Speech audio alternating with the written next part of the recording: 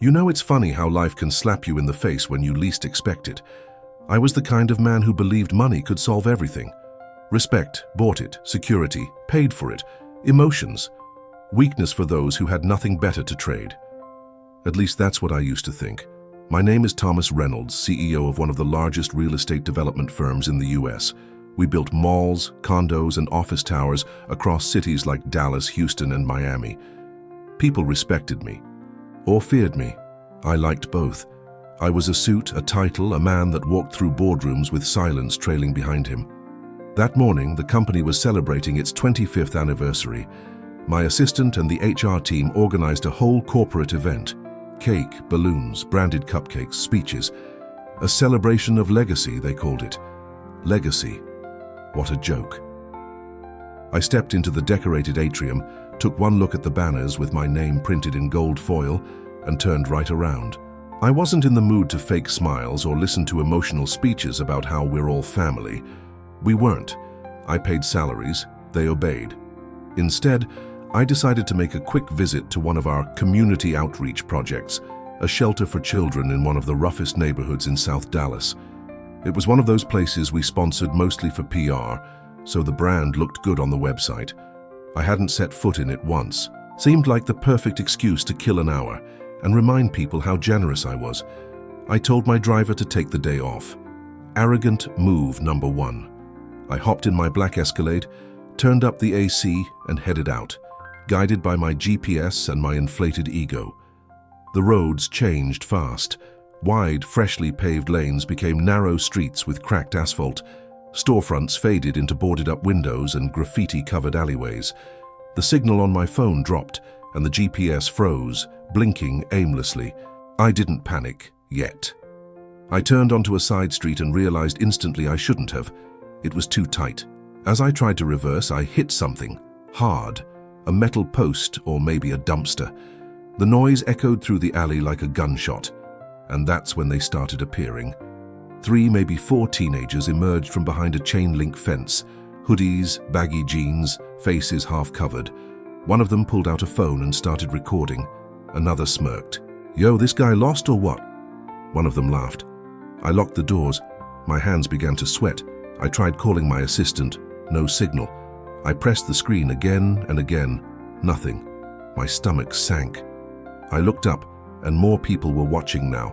A woman peeking out from a window. A kid on a bike stopping in the middle of the road. And I, Thomas Reynolds, who dined with senators and had 2 homes in Malibu, was frozen in fear in the middle of a street I never thought I'd enter. I wanted to reverse, drive off, pretend it didn't happen, but I couldn't. The car was stuck, my pride was paralyzed, and for the first time in years, I didn't feel powerful. I felt small, I felt human, and that was just the beginning. I sat there behind the wheel of a luxury SUV, worth more than most houses in that neighborhood, gripping the steering wheel so tightly that my knuckles turned white. My heart was pounding. The air conditioning, once crisp and cool, now felt suffocating. The classical music playing softly through the speakers suddenly seemed ridiculous, out of place, like me. I looked around. Broken sidewalks, rusted fences, boarded-up windows, spray-painted symbols I didn't recognize, and people watching, judging, smirking. I had to move. I had to get out of there. So I opened the door and stepped out. Instant regret. My Italian leather shoes sank into a patch of thick, oily mud. The kids nearby laughed. "Hey, look, rich dude stepped in it," one of them shouted. I clenched my jaw. I looked down at my ruined shoes and then up at the cracked sky. Gray clouds loomed above, heavy and still, as if they were holding their breath. I walked a few steps toward a woman sweeping her porch with a worn-out broom. She looked up, gave me a once-over, and kept sweeping. "Excuse me," I said, adjusting my shirt collar. "I'm looking for a place called Hope House. It's a children's shelter." She didn't answer right away. She just looked at me like she was trying to figure out whether I was serious or just stupid. Then she pointed with the tip of her broom. "Keep going down past the corner store. If you hit the church with the blue roof, you've gone too far. And you might want to hide that watch, sweetheart. Folks around here get hungry." I nodded awkwardly and muttered a thank you. I walked away quickly, only to realize I had no idea where the corner store was. Every direction looked the same. Narrow streets, endless graffiti, broken signs, stray dogs digging through trash. I was more lost than before. That's when the second group of guys showed up. 4 of them this time. Mid-20s, hoodies pulled low. One of them held a basketball. The tallest one nodded at my wrist. "Rolex?" he asked. "You flexing out here, man?" I shook my head. "I'm just looking for the shelter."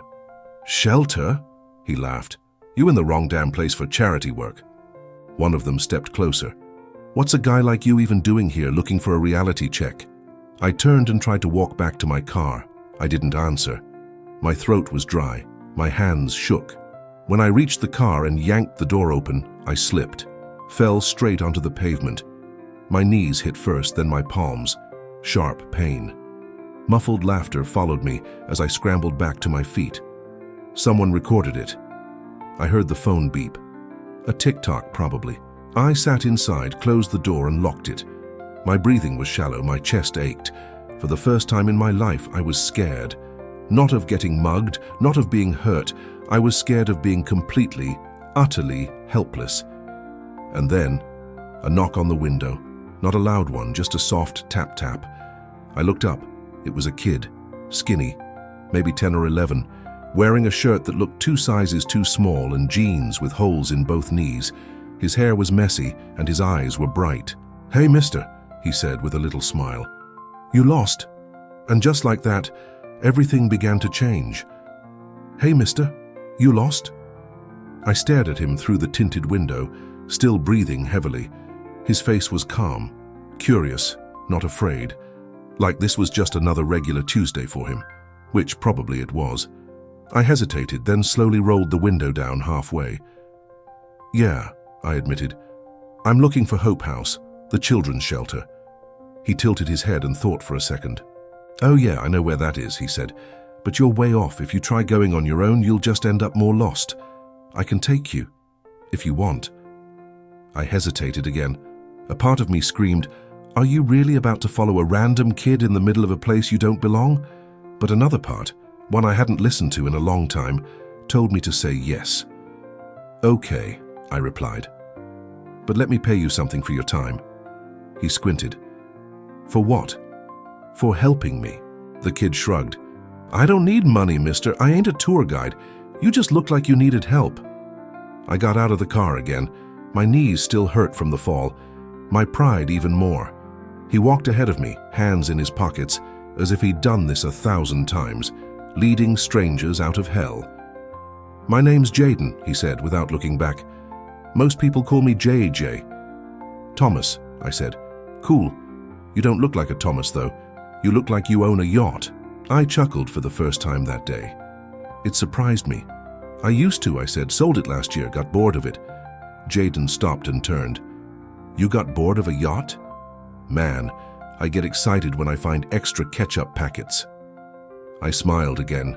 Something about the way he spoke, confident, real, funny, disarmed me. We walked past rows of houses with boarded windows and rusted cars. He waved at people as we went.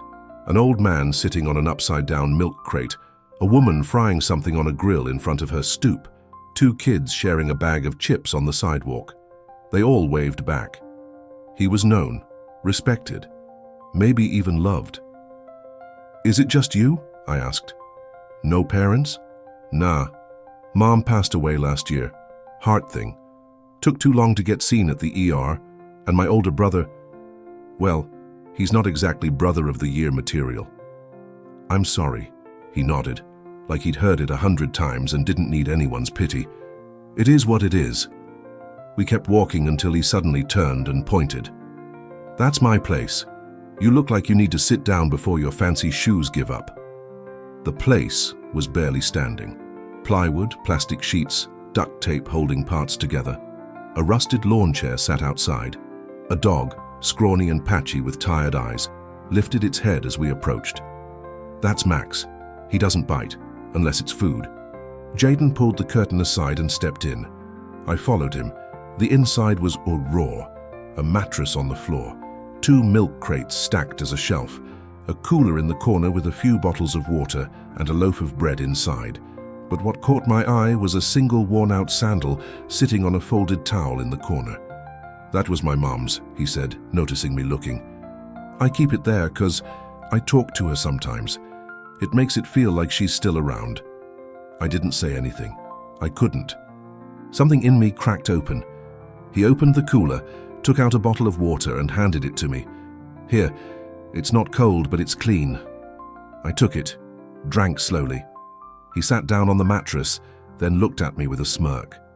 "Man, you look like you saw a ghost." I sat on the floor beside him. No words, just thoughts. Too many. This kid had nothing, and yet he had something I hadn't felt in years. Heart. I don't think I'll ever forget that room. Not because of how it looked, but because of how it felt. It was small, barely enough space for two people to sit side by side without bumping knees.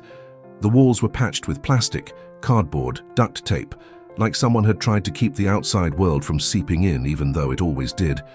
The floor was dusty. The air was heavy. It smelled of old clothes, damp wood, and something faintly sweet, like candy that had melted and been forgotten. And yet, it wasn't disgusting. It was raw, real, and honest. Jaden sat cross-legged on the thin mattress in the corner. Max the dog curled up beside him like a protective shadow. I stayed close to the wall, unsure where to put my hands, my legs, my pride. "You okay?" he asked casually, like I'd just stepped in from the rain. I'm fine," I lied. He raised an eyebrow but didn't push. "You can crash here tonight if you want. You probably shouldn't be out there after dark." I looked at him surprised. "You're offering me your bed?" "It's not a bed, it's a mattress," he said with a grin. "And yeah, I'll sleep with Max. He keeps my feet warm." I wanted to protest. I wanted to say, "I'll call a ride," or "I'll figure it out," but I didn't, because deep down, I didn't want to leave. Not yet. So I nodded. "Thanks."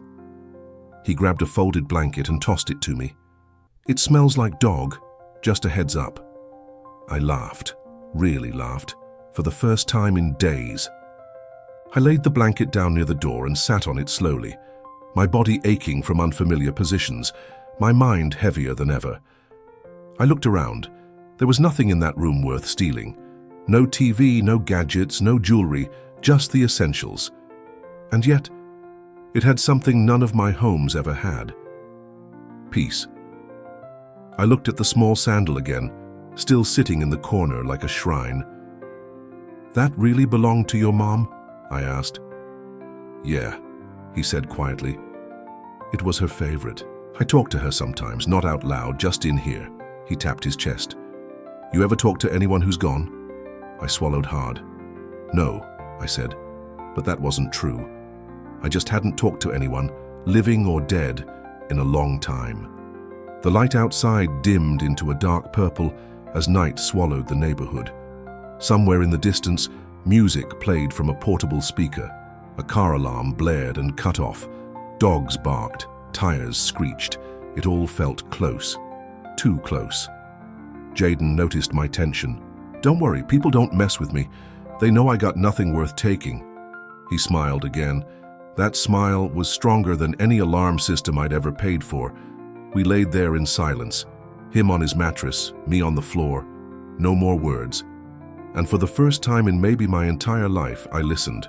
Not to him, to myself. And the voice inside whispered, "This is what real feels like." I must have dozed off. I didn't mean to. But somewhere between the silence and the ache in my back, my eyes gave in. My body was tired, but not just from walking or falling, from years of holding everything in. Then came the sound. Pop. At first, I thought it was a car backfiring. Pop, pop, pop. Nope. Gunshots. My eyes shot open. My body stiffened. I lay frozen on the blanket, staring at the cracked ceiling above me, listening to the chaos outside. Screams, tires screeching, more shots. My heart pounded in my throat. I sat up fast, disoriented. Jaden didn't move. I looked over. He was still lying there, one hand resting on Max, the dog. Calm. breathing slow, as if the night wasn't filled with terror just outside those flimsy plastic walls. "Jaden," I whispered. He opened one eye. "Yeah? Did you hear that?" He nodded casually. "Yeah, happens sometimes. Probably someone being stupid near the liquor store." I was stunned. "How can you sleep through that?" He turned toward me, resting his head on his arm. "Because if I don't sleep through it, I don't sleep at all." That hit me like a punch to the chest. I didn't know what to say. He sat up slowly and looked at me, really looked at me, his face dimly lit by a nearby streetlight glowing through the plastic wall. "You're scared," he said softly. I didn't answer. I didn't need to. "Don't be. Fear's normal. It reminds you you're still alive." He leaned back, eyes half closed. "Out here, fear is just part of the soundtrack." And then he said it, the words that I would carry with me for the rest of my life. "You learn to sleep through the noise so you can dream past it." I don't know why, but that broke me. I turned my face to the wall and let it go. The tears, the weight, the lie I had told myself for years, that I was strong because I felt nothing, that being untouchable meant being unshakable, that money insulated me from pain. But there I was, a millionaire curled up on a dirty blanket in a stranger's shack, crying like a child in the dark. And Jaden didn't pity me. He didn't judge me. He just let me be human. And in that moment, for the first time in a long, long time, I was. I woke up to sunlight slipping through the cracks in the plastic wall, painting soft golden lines across the floor. It was early. Quiet. The kind of quiet that only happens before the world remembers to make noise again. Jaden was already awake. He was outside, crouched near the sidewalk, pouring water into a bowl for Max. His posture was relaxed, familiar, like a scene from a life he didn't choose but had learned to live. I stepped outside, rubbing my neck. "Morning," I said, my voice rough. "Morning," he replied. "You snore." I smiled faintly. "Sorry." "It's okay." Max snores louder. He gave me a half smile that didn't reach his eyes. We didn't talk much after that.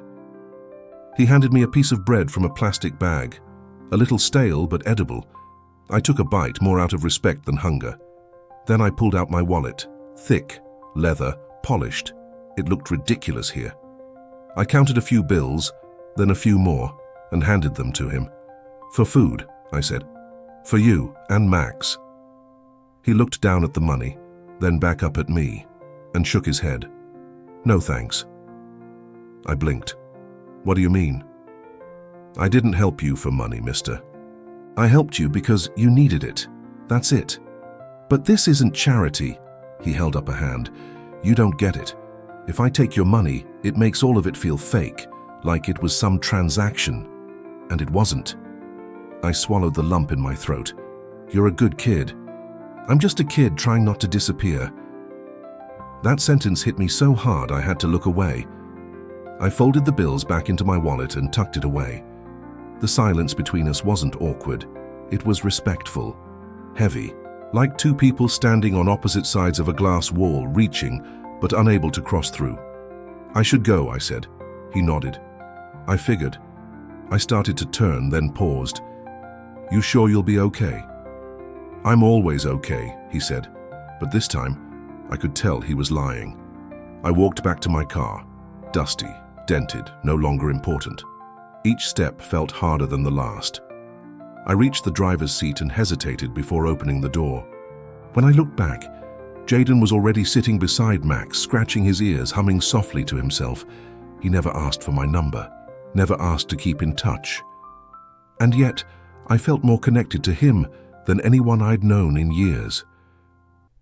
As I pulled away, the city began to swallow me again. Tall buildings, clean sidewalks, people on phones ordering coffees they wouldn't finish. My world, my kingdom. And yet, I felt like a stranger in it. Because somewhere in a broken part of town, I'd just left the most honest person I'd ever met, and my chest felt hollow, like I'd left something behind I couldn't name. I couldn't stop thinking about him. Every meeting, Every phone call, every polished hallway I walked through back at my office felt empty, meaningless. The suits I wore felt heavier. The boardroom speeches, the emails, all of it. I went through the motions like a machine with no fuel left in the tank. And in my chest, that ache. Jayden? Did he eat that day? Was he safe? Was Max still limping? After a few restless nights, I made a decision. I went back. I didn't tell anyone. I didn't take my driver. I got in my car and drove to the same neighborhood where the city changed its face. The same street, the same sharp turn. My chest got tight the closer I got. And when I arrived, the shack was gone. Not gone like someone moved. Gone like torn apart, collapsed, ripped open. The mattress was missing. The curtain door gone. Max wasn't there. The sandal, the one with the flower Jayden kept for his mum, vanished. I stood frozen, heart pounding. Looking for someone, rich boy. The voice came from my left. I turned. A young man leaned against the side of a rusty car, shirtless, tattooed, with a cigarette tucked behind one ear and a chip on his shoulder the size of the neighborhood. "You, Cassio?" I asked. He raised an eyebrow. "Yeah, who's asking?" "I'm looking for Jayden." He spat onto the ground. "Little rat's gone, don't know where, don't care either." My stomach turned. "Gone? What happened?" "He started acting all high and mighty," Cassio sneered. "Walking around like he owned the place after you came, like he was better than us just because some rich dude took a nap on his floor." I clenched my fists. He helped me. He didn't ask for anything. He was kind. "Exactly," he snapped. "And people like that don't survive long around here." I told him to get lost. So he did. I couldn't believe what I was hearing. "You kicked him out." He was making problems, drawing attention, getting ideas. This ain't some fairy tale, man. Around here, kindness gets you stepped on, and I ain't raising no fool under my roof. The rage hit me like a freight train. I stepped forward, jaw tight. "He's a better man than you'll ever be." He chuckled and shook his head. "Maybe, but he's gone now, isn't he?" I didn't punch him. I wanted to, but instead, I turned and walked away. Each step felt heavier than the last. I didn't know where Jayden had gone, or how long he'd been out there alone. I didn't know if he had food, if Max was okay, if he even remembered me. But one thing I knew for sure, I wasn't done, not even close. I would find him. Because when someone saves your life, not with a defibrillator, not with CPR, but with honesty, you don't just walk away and forget. You go back, you fight, you bring them home. I found him 2 weeks later. He was sitting outside a 7-Eleven, knees pulled to his chest, arms wrapped around Max, who looked thinner than before. Jayden's face was hollow, not just from hunger, but from everything he'd been carrying alone. I stopped the car, got out, and walked toward him. He looked up, and the moment our eyes met, his shoulders dropped, like he could finally exhale. "Took you long enough," he said with a crooked smile. I didn't say anything. I just crouched down, pulled him into a hug and whispered, "Let's go home." He hesitated, looked down at Max, then back at me. "Only if he comes too." "Of course," I said. Bringing Jayden home felt like bringing light into a house that had been cold for years. He stood in the entryway of my suburban mansion, eyes wide, turning in slow circles to take it all in. The high ceilings, the marble floors, the staircase that curved like something out of a movie. "This place has more lights than Times Square," he muttered. Then he turned to me and whispered, "Are you sure this isn't a setup?" I shook my head. "You deserve more than this." We walked through the rooms together. He marveled at the kitchen island, opened the fridge and gasped, "You have fruit in 12 different colors." That night I gave him a guest room, clean sheets, pillows, a TV. But when I came to say goodnight, he was sitting outside my bedroom door with Max asleep on his feet. "I can't sleep alone," he said simply, so I let him stay. We watched cartoons in bed. He laughed with his whole chest. I hadn't laughed like that in decades. A week later, I took him to the office. He wore a button-up shirt that was a size too big and a pair of slacks I'd had tailored down. He looked nervous and excited. When we walked in, heads turned. But nothing, and I mean nothing, prepared me for the moment we ran into Richard Langston, my senior partner. A man made of arrogance, cologne, and fake charm. He took one look at Jaden and sneered, "What's this, your new charity project?" I stepped in front of Jaden before he could respond. "Careful, Richard." Jaden smirked and added, "Relax, man. I'm not here to steal your job and yet." A few people chuckled under their breath. Richard wasn't amused. "You bringing strays to work now?" I didn't blink. "You're fired." He blinked, laughed, thought I was joking. "I said you're fired." The room fell silent. "You can pack up your corner office and take your ego with you." Richard sputtered, tried to protest, but I'd already turned away. Jaden leaned in and whispered, "Was that for me?" "No," I said. "That was for both of us." He smiled, and for the first time he called me something I hadn't heard in years. "Thanks, Dad." I didn't cry. Not then. But inside, something healed. And I knew right then. I hadn't rescued a boy. I'd found my son. Years passed. I watched Jaden grow from a scrappy, funny, sharp-tongued kid into a strong, confident, brilliant young man. He worked harder than anyone I'd ever known, studied with fire in his eyes, asked questions most people were too afraid to ask. He didn't want handouts, he wanted purpose, and he earned everything. He got into one of the top universities in the country on merit. Scholarships, awards, internships, he crushed them all. But he never stopped being Jaden. He still helped people, still fed stray dogs, still carried that quiet strength that humbled everyone around him. And then one day it was graduation. I sat in the front row of a massive auditorium in a pressed suit, but my hands wouldn't stop shaking. I'd faced billion-dollar boardrooms, IRS audits, high-stakes negotiations, but nothing had ever made me this nervous. And then I saw him walk onto the stage. He looked so calm, so sure, dressed in a simple suit, no flash, no arrogance, just grace. He stepped up to the microphone. The room fell silent. And then he began, "Good evening, my name is Jaden Reynolds. Some of you know me as JJT, others just know me as the guy who asked too many questions in class." Light laughter rippled through the audience. He smiled. "But before I talk about this degree or this university or even my future, I want to tell you how I got here. Because I didn't come from wealth. I didn't grow up with a backyard or birthday parties or a packed lunch." People leaned in, listening. "I grew up on concrete. My bedtime stories were sirens. My first lesson in economics was learning how to stretch a loaf of bread for 3 days.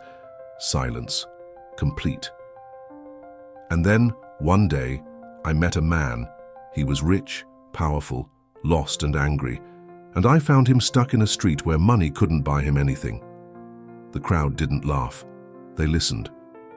I gave him directions, a piece of bread, a floor to sleep on. I didn't know it then, but that night changed both of us forever." He looked down for a second, took a breath, then continued, "That man didn't just give me a house. He gave me a home. He didn't just write checks. He showed up. He didn't just save me. He chose me." And then he turned to me, locking eyes. "Dad, I carry your name now, but more than that, I carry your belief in me. Every page I turned, every hour I studied, I did it because you reminded me that I was worth fighting for." Tears rolled down my cheeks. I didn't care who saw. The room erupted in applause. People stood, cheered. Some were crying, some were hugging. But me? I just sat there with my heart swelling out of my chest thinking, this is my legacy. Not the buildings, not the bank accounts. Him, my son. I knew it was coming. The doctors called it aggressive, rapid, unforgiving. But they used soft words like comfort care and managing expectations, as if putting a bow on death could make it less final. But I wasn't afraid, because for once, I had something to leave behind that mattered. Jaden, my son. He stayed with me in those last weeks, not out of obligation, out of love. He brought soup, sat by my bed, played old jazz records we used to laugh about. Sometimes we didn't speak. We just existed in the same room, heartbeats sharing silence. One night, when I could barely keep my eyes open, he sat beside me and whispered, "You're not leaving empty-handed, you're leaving me." I smiled. "That's the best thing I'll ever leave." I took his hand in mine. "You were the one good thing I didn't see coming." And with that, I closed my eyes. I don't remember the exact moment I left this world, but I know what happened after. They told me the funeral was small, just like I wanted. No speeches, no suits, no fake tears. Just people who really mattered. Jaden stood over my casket for a long time. He didn't speak, didn't cry. He just pulled something from his jacket pocket. It was old, worn, familiar. It was the sandal, the one he had kept from his mother all those years. He placed it gently on my chest. "She protected me," he said. "Now you protect her." There wasn't a dry eye in the room. Months later, Jaden rebuilt the little shack where we met, but he didn't erase it. He kept part of the original wall standing, rust wood duct tape and all, and turned it into a community center for kids like he once was. Above the front door, painted in bright red letters, it read, "No one is born trash. We are all born life." Signed, Jaden and Thomas. And if you ever pass by that street, you might see a kid getting his first hot meal in days. You might see a stray dog getting its wound cleaned. Or you might see a boy lost and scared, being told by someone who knows, "Hey man, you lost, I can show you the way." Just like he once did for me. Because sometimes, the people we save are the ones who save us right back.